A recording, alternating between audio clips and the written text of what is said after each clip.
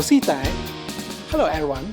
What first comes to mind when you think of Cambodia or Cambodia as it's called by the local people?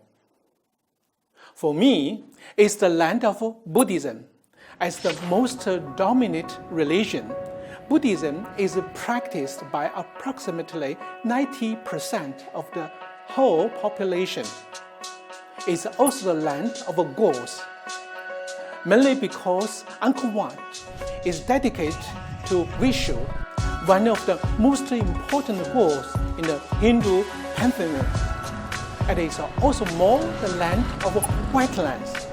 Cambodia is one of the most wetland-dependent countries in the world.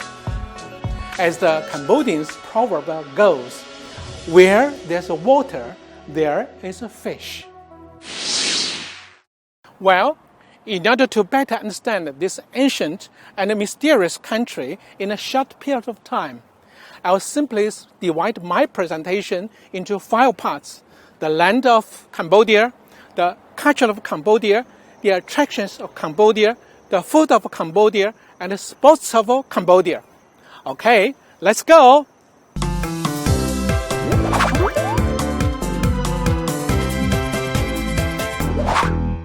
First of all, let's start with the land of Cambodia. Cambodia, officially known as the Kingdom of Cambodia, is the country located in Southeast Asia. It's bordered by Thailand, Laos, and Vietnam, and the Gulf of Thailand. Its territory could best be described as the source of a vast and prosperous basin surrounded by hills and mountains on 3 sides. Its bottom represents about 75% of Cambodia's interior, which consists of several plains whose waters feed the large and almost centrally located wetlands. And white rice agriculture has truly shaped the landscape of regional cultivated lands. The Mekong is the country's largest river, running the entire length of the country.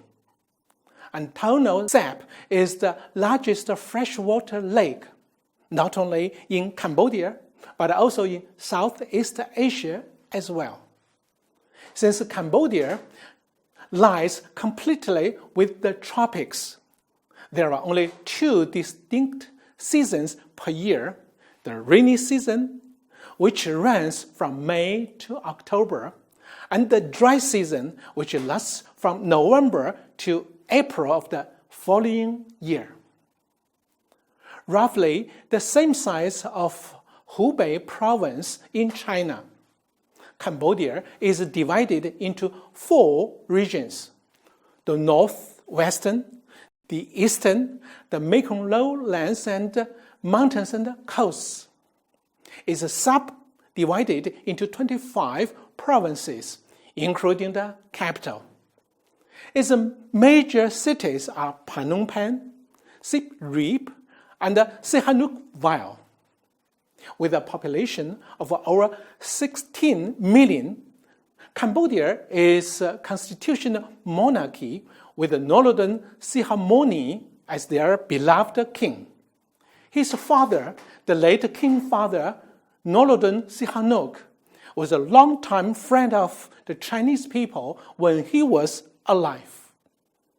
In addition, the flag of Cambodia consists of 3 horizontal bands of blue, red, and blue, with the white depiction of Angkor Wat in the middle. Cambodia's currency is known as the riel, and its current exchange rate for 1 Chinese yuan is over 600 Cambodian riel.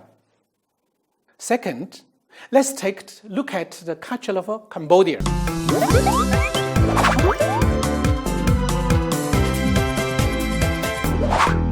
Khmer is the country's official language. Buddhism, a major source of cultural inspiration, could be considered as the national religion. All young men in what's known as the spiritual gap year are exposed to become monks between leaving school and taking up a career. Nowadays, although the pace of modernization is quickening, Cambodians still observed certain social practices and some cultural taboos that should be aroused our high attention. Number 1, clothes. Don't wear miniskirts, shorts, sleeveless shirts, or slippers when visiting the pagodas and the temple. Otherwise, you will be kept outside. Number 2, hair. Don't touch the heads or stroke the hair of the local people. This would be considered a totally negative action to the Cambodians. Number 3, meal. Don't be the first to eat during the meals. You should wait until the elderly and the seniors begin eating, which shows both politeness and honor to the host. Number 4, photo. Don't take photos in the pagodas or temples until you get the permission from the monk. Otherwise, you could get a warning or even imprisonment. Number 5, yes. For most Cambodians, they will customarily refuse a gift 3 times before it's accepted. Do you want it? No. Do you want it? Do you want it? Yes. Third, let's talk about the attractions of Cambodia.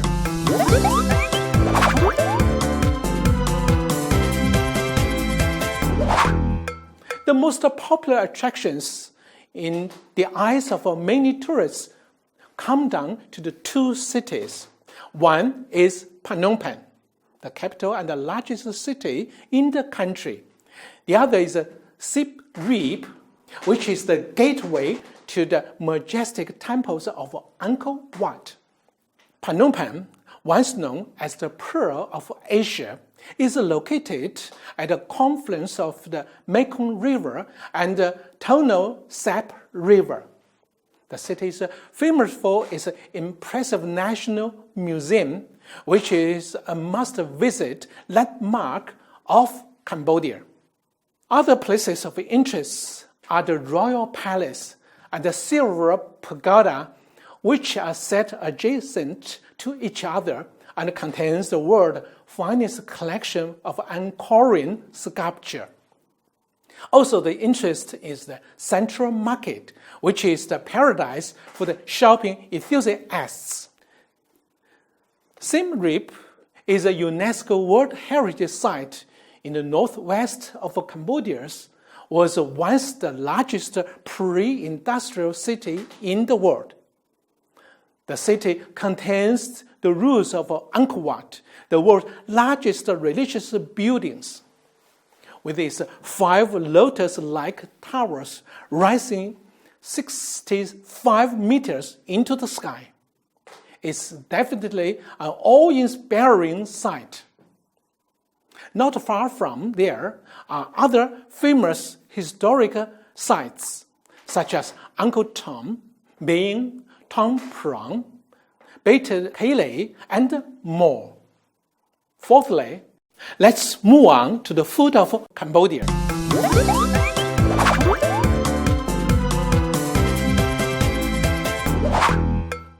Although Cambodia has a great variety of national dishes, the most important staple food at every meal is rice, and rice.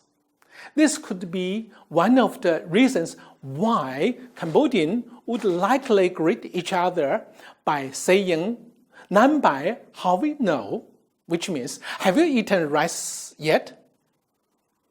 Obviously, since there are so many rivers and lakes in Cambodia, the fish, especially from the Mekong and the Tonle Sap, counts for a large part of the Cambodian cuisine, including such specialties as mok, or Cambodian rice cake, salad, or typical Cambodian soup, prawn hock, a pungent fermented fish paste, and crayon, a distinctive spicy paste. All these Cambodian varieties use fish as their main ingredients. Besides, they also prefer mee cola, vegetarian noodles, champler, a Cambodian hot pot, and a nom and Cambodian salad. Then typical Cambodian fruits include durian, mangosteen, sapodilla, pineapple, coconut, jackfruit, watermelon, banana, mango, rambutan, guava, and goat apple. Last but not least, let's discuss the sports of Cambodia.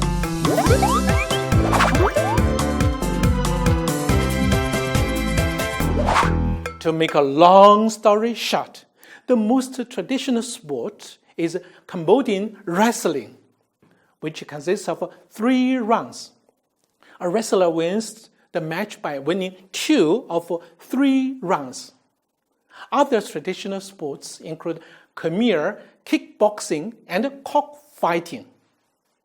In reality, Cambodia has increasingly become involved in modern sports over the last decades.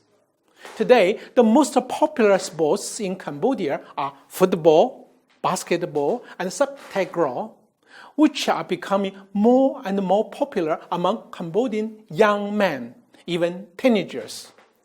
Other sports like tennis, hockey, rugby, baseball, and golf are also gaining popularity.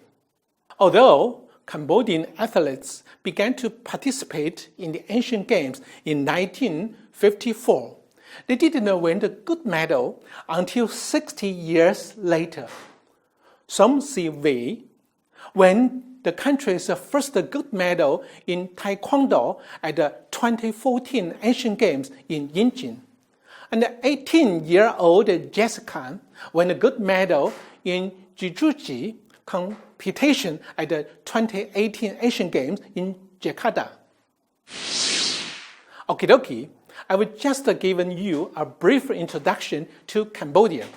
You need to go there and experience it yourself if you want to know more about it. If you do so, don't forget to take umbrella with you just in case. It will make you waterproof on rainy days and sunproof on sunny days. Thanks for watching. If you really like this video, please remember to give me a thumbs up. Have a wonderful day. Bye. Bye-bye, everyone.